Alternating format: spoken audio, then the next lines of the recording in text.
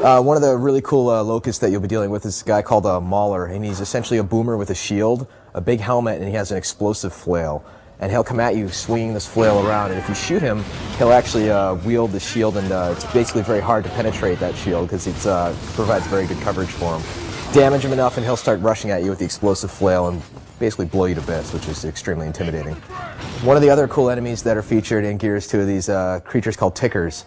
And they're basically Locust improvised explosive devices. They're these nasty little creatures with big teeth that they've strapped a big bomb to their back, and they kind of behave like cockroaches, and they try and stay out of sight while they're trying to close the distance between the player and them. And when they get close, they explode. But the players who are good, if they use like a shotgun, they can essentially melee these guys, send them flying, and knock them on their back, and then they become essentially like exploding barrels. So you can launch them in the air and take out your enemies that way.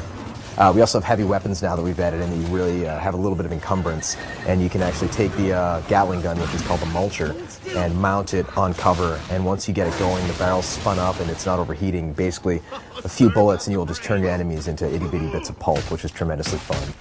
Finally, we also have a mortar launcher, which players can use as a long-range explosive cluster device. You can sling that from the hip, you can just throw it out, you can send a little mortar shell flying across the map, or if you want to, you can deploy it and send a shot flying all the way across the level. In the campaign, we're shipping with a 2-player cooperative experience for the main narrative experience.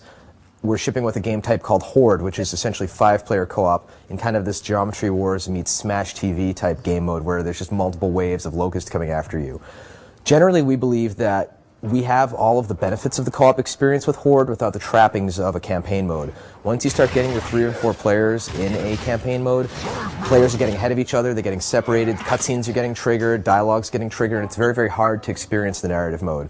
And we opted for the mode of Horde where we can kind of really leverage the arcadey nature of what a 5-player co-op experience can be.